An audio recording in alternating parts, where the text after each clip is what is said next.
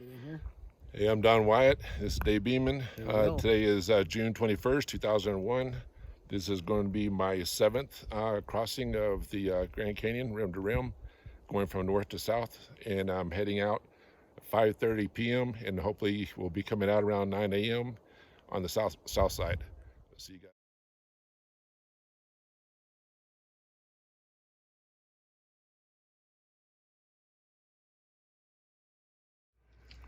Okay, at the trailhead now and heading in. Wish me luck.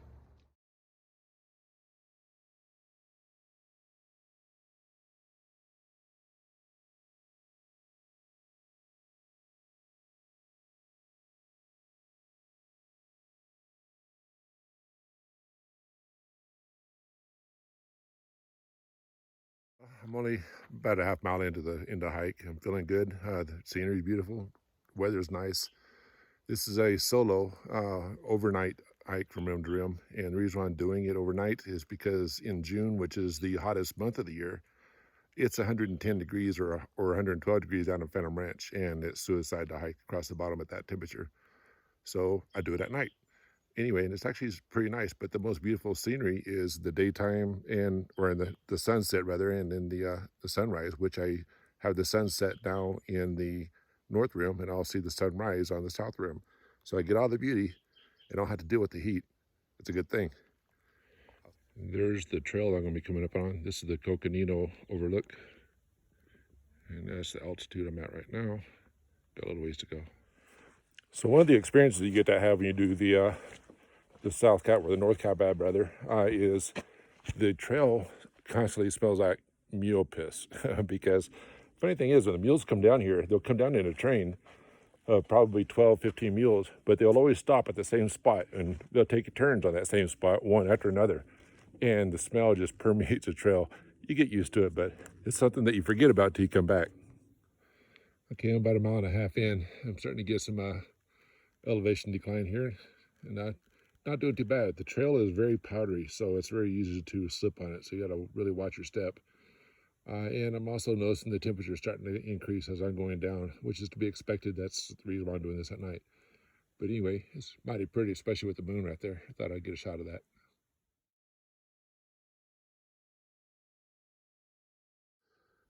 I'm at the 2 mile rest area right here. If you go up those steps right over there, there's a little rest area or a little outhouse, I guess you call it. And there's a little tunnel going up here a little bit. But anyway.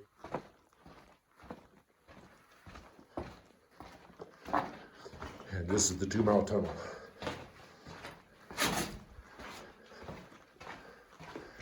Obviously, it's not 2 miles long. It's just at the 2 mile mark.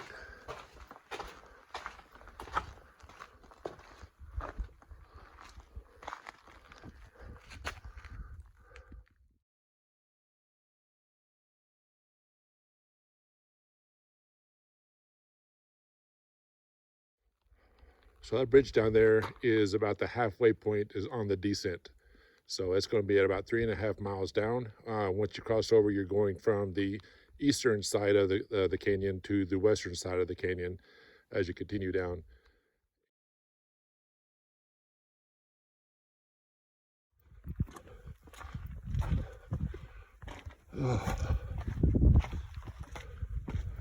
Relief.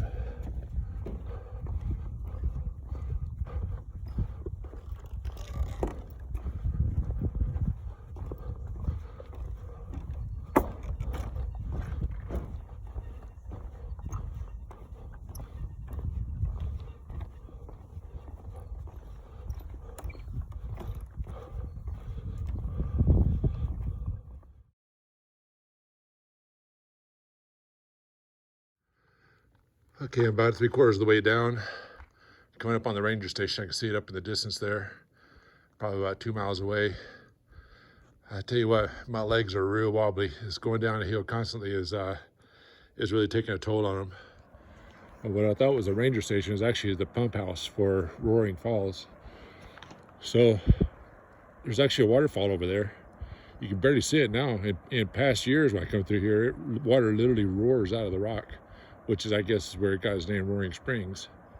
But now it's just a trickle of what it used to be.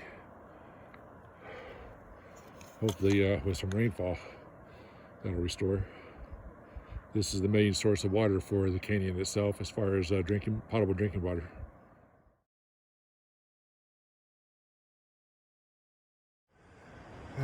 Well, about six and a half miles in, and I'm at the Manzanita rest stop. It's right where the ranger station's at. And it's completely dark now except for the moon. And my right knee is hurting something fierce. So I'm going to hang out here for probably about 30 minutes and take some Advil. Let that soak in. I'm also going to get something to eat. And then I'll start cutting across. This is pretty much the bottom of the canyon. Well, of the north side. But it's got a slight downhill slope until I get to the Phantom Ranch, which is at the Colorado River. And that's another 7 miles away, 8 miles. But anyway, that's a lot easier to traverse than this downhill was. This downhill was really, really hard. I'm back down the trail. I'm heading towards Cottonwood and crossing a bridge right now. And I'm going back over to the other side. I'm going over that Roaring Springs Creek. There's also pretty hefty breeze coming through here. This feels pretty nice. And my leg feels a lot better now after the Advil and the rest. And I made myself eat a sandwich. And I drank quite a bit of water, so that should be good. So this is what the canyon looks like at night. The moon helps. I just gotta share with this light hiking here at night. And almost full moon. And you can see the ledge I'm hiking on. And the cliff goes off to the side. And you can hear the water down there. But it's a beautiful place though. The temperature's nice. Okay, I'm at that Cottonwood campground. So I've come a little over 7 miles, but we're officially off the north slope now, and now we're going to traverse the bottom of the canyon. And from my sight right now, the stars are beautiful, the moon is beautiful, and that's about it. Can't really see anything else, but there's really not a whole lot to see when you're at the bottom of the canyon until the sun rises tomorrow. But anyway, I'm going to get water here and take off. I have another 7 miles to go till I get till Phantom Ranch. It's about a 1,500 foot elevation drop, but hard climbing is done for now.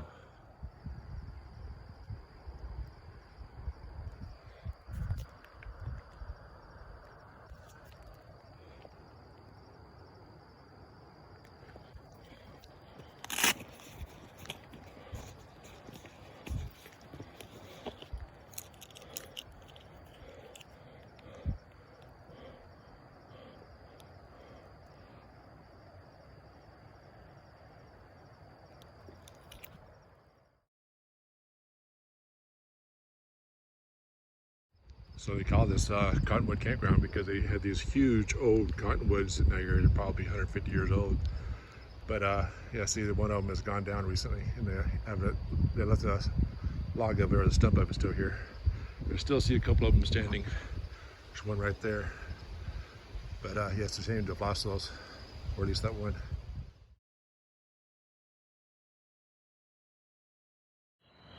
So there's this area down here where it gets really marshy, and they have a crosswalk there, or boardwalk you go on, but listen to the animals.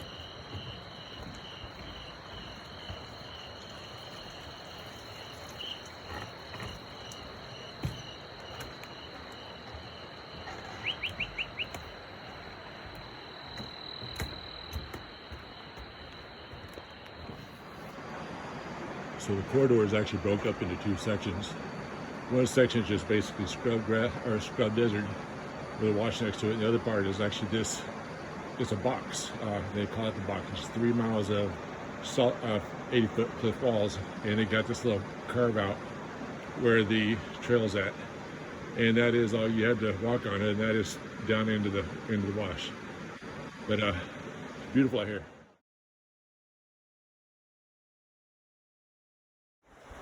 One of the benefits of the box is the fact that there's several bridges. I think this is one of 5, I think, that there is, but we'll count them as we go across them.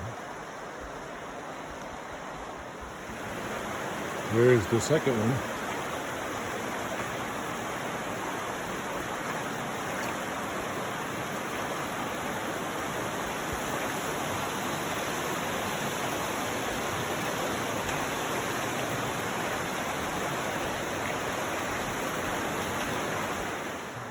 There's another bridge. I think it's the third one. I'm not sure now. So we got another bridge. I think it's the last one before I get to Phantom Ranch, so it's 1 a.m. right now.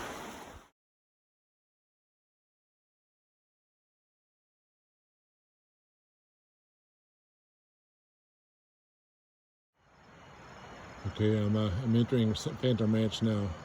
And it is about 20 after 1, so I'll probably take a break and eat, bandage up my leg, and get ready to head out, and I'll be gone out about 2 o'clock towards Bright Angel.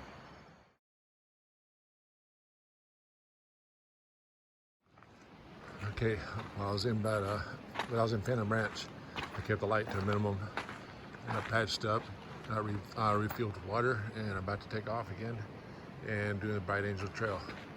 Starts off with the bridge. Okay, it's 2:15 in the morning, and I finally came to the Colorado River. So I need to find a way to get across the Colorado River alone at night. How about a bridge?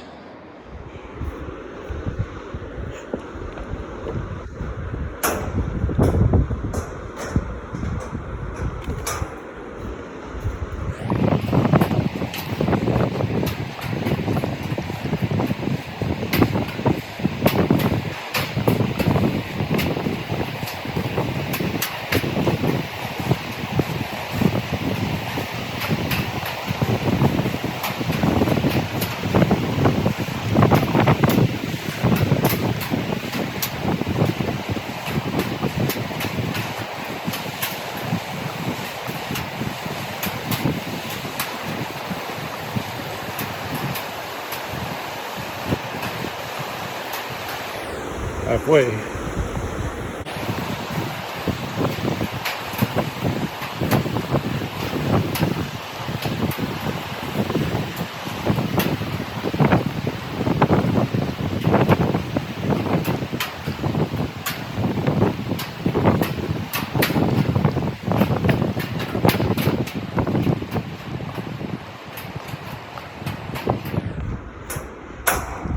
And we made it.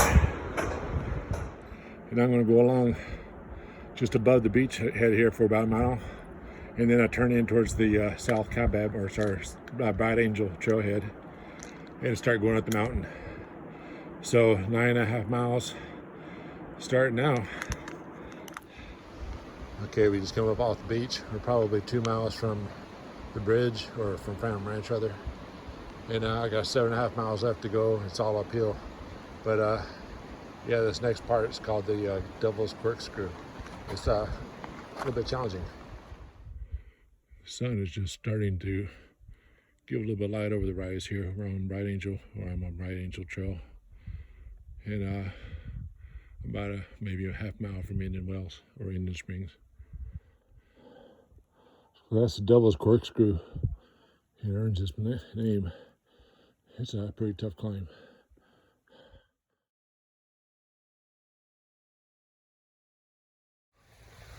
Okay, I just made the Indian Garden. So I got 4.5 miles left, and I got water every 1.5 miles on the way out. So, and now at this point, I'm high enough in elevation that I won't have a heat stroke, hopefully. So I got here before the sun rays hit, which is what my goal was. So now I can just take my time to go out. Okay, I'm all fueled up. I'm leaving Indian's Gardens and heading starting up the Bright Angel Trail. There's 2 other stops I'll make on the way. One at the 3-mile pump house and one at the 1.5 mile mark. And then I'll come all the way out. Oh, there's a bunch of birds in here.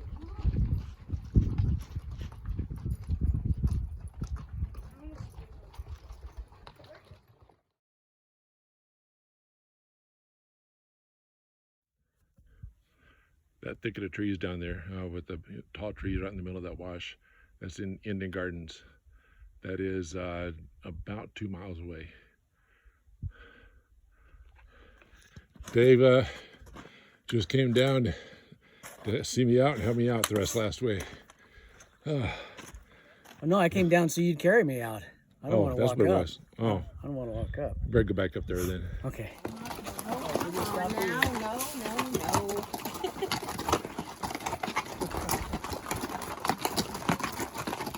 That's the way to see the canyon. That's the way to see the canyon. That would be, yeah, huh? You guys have a good one. You too. So a mile and a half from the top, and a beautiful view looking back. But you know, it stops looking beautiful after 26 miles. After a while, I'm just looking forward to getting back to the car.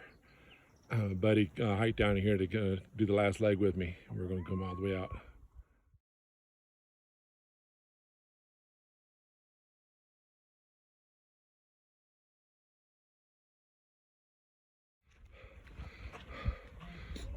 It's a welcome sign. It means I'm done with my 7th rim to rim, and I am now doing it for a while.